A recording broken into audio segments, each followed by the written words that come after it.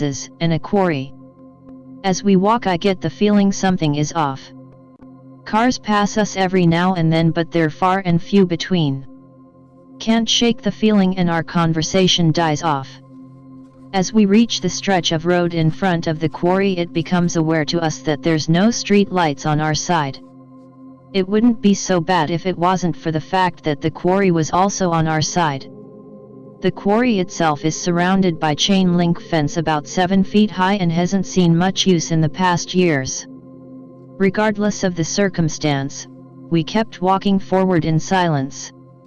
After maybe 30 seconds of walking past the fence something strange happens. A blood-curdling sound comes from the quarry. A scream somewhere between a rabbit and a woman. Whatever made the sound must have been either dying or having its intestines ripped out. Looking over at Marcus, it's like he didn't hear it, as he kept walking. I motion for him to stop and listen and he does. Not even 5 seconds after I heard the sound. Another scream, same volume but slightly different in pitch. We both share a look of, "You heard that too, right?" He asks me if we're going to turn around and do something about it. Fuck that shit. We both turn and keep walking along the road. It took us about 5 minutes to get past the quarry. The entire time punctuated by the scream every few seconds.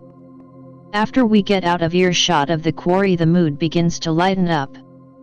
We joke about making a call of Tholo campaign about it. The rest of the night is uneventful, although I've yet to walk past the quarry at night since. I can't help but wonder what the hell was making that noise. It was higher in pitch than an average woman but still human-like. The sound was truly like someone was getting murdered, but repeatedly. If it was dying, why did it last for over 5 minutes? If it wasn't dying, why was it screaming over and over again? I don't think it was a recording either because each scream was different from the last. It had slight changes in pitch, volume, and length each time. Any thoughts/X/?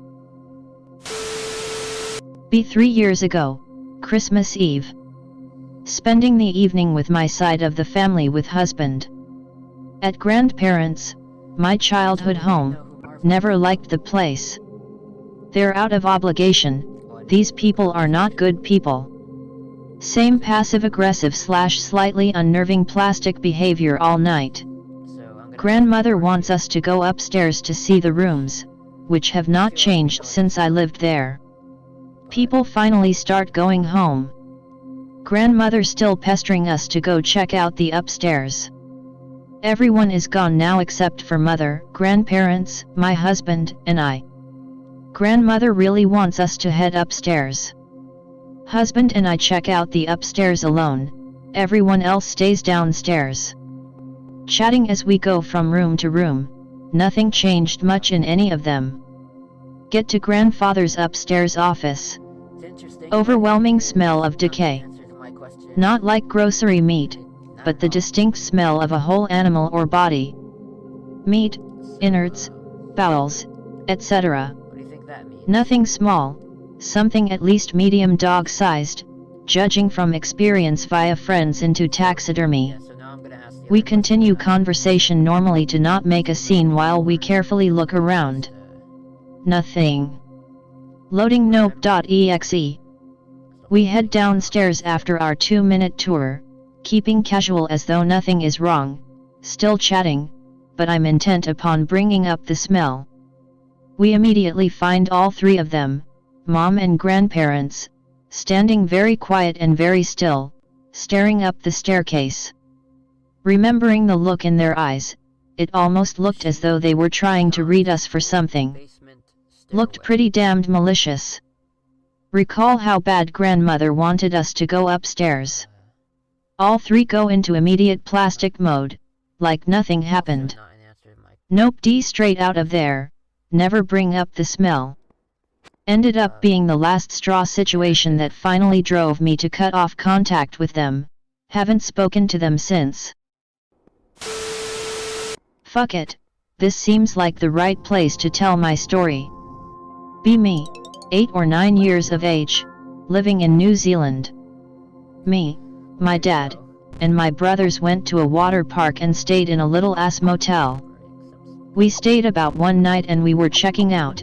I notice a door with a window that lead to behind the motel. I heard rubbish bins being tossed around or some shit. Then when the noises stopped, I saw the silhouette of a large bear-looking thing walking off making a wet growling noise. I gave no shits, considering I was only 8, and forgot about it. Fast forward 2 years later, I was staying with my aunt in Rotorua. Had to sleep in the guest room. As I laid on the bed, I started to feel very heavy and overwhelmed. I saw the same bear-looking shape walking past my room from 2 years ago. I start to feel very panicky. Everything in the room start to look and feel larger. All over my body, I felt like tiny pin-sized 100-kilo weight were pushing me down into my bed. Then I noticed that the bear was gone. The room no longer seems so overwhelming. I feel the invisible weight dissipate. After a few minutes, I went to sleep. In the morning, as I ate Weet Bix with honey, which is pretty much oral sex in taste, fucking love those things, I asked my auntie if she say no, shut up, eat your breakfast. Fucking bitch still love you though. Gif. Also, there aren't really any bears in New Zealand. I live in the US now, and nothing like this has happened since. Most likely just a dumbass kid's imagination. I have seen threads on /x/ about shadow people and dreaming as you're awaking. That might be a good explanation. Sounds like a shit creepypasta now that I typed it down. Anything like this happen to any of you guys? Not exactly a nope thread, but gonna contribute anyways. Be 6 to 7 at grandma's house with mom. Grandma was ill and passed away a few days later. Have to stay longer so that my mom can handle the funeral and stuff. It was just me and my mom. A day after the funeral, me and my mom sleeping on same bed, grandma's old bed. Asleep, middle of the night hear a soft thud. Think nothing of it till I hear it again a bit louder. Coming from the kitchen. Third time. It was the sounds of the fridge door being opened and closed. Ask my mom what that noise is. She just looks at me, smiles and says, "Don't worry son, that's your grandma paying us a visit." At this point I knew how death worked. People don't come back after death. Too spooky for me, close my eyes and try to go back to sleep. Hear thud again, twist my head to see direction of the kitchen, everything is dark for a few seconds, then what is unmistakably the fridge light shines briefly before a final thud. I wished I could nope out of there. But mom kept me safe. B19. Living in old house. Moved in roughly 3 months prior. Penis. Sorry, suffer from Tourette's. Had choice of tiny ass room or all basement. Shoulda taken room. Nibber fuck pussy. Headboard of bed against cement wall. Couldn't sleep one night. Small amount of light coming in from windows so basement isn't pitch black. Ass cat fuck whore butter. Staring into darkness on other side. Think I see something move out from behind furnace. Big shadow, broad shoulders, long bull horns. Steps into view and looks right at me, or so I imagine, since no face discernible. Nope, fucking nope, haul ass out of there and up to the second floor where everyone else is. Stay awake waiting to see if it followed.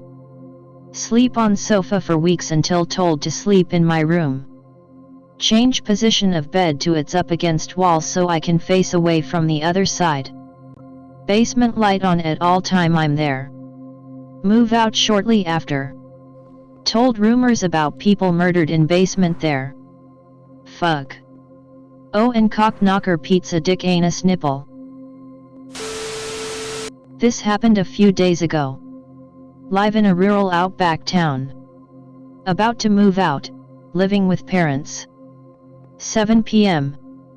Walk downstairs to talk to mum about something. Heard screen front door close, so I assumed she was back from shops. Heard back sliding door open. Walk downstairs, back sliding door opened about 1/4 of the way. Can't find her. Go to sliding screen door, look out towards the backyard. Think I can see her. Assume she's locking up chickens because no flashlight is where it's kept. Walk outside without turning on the patio light.